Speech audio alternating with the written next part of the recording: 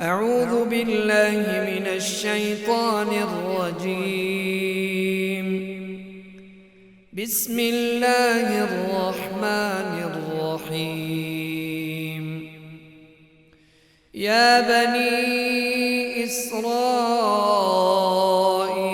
قد أنجيتكم من عدوكم وواعدتكم جانب الطور الأيمن ونزلنا عليكم المن والسلوى كلوا من طيبات ما رزقتكم ولا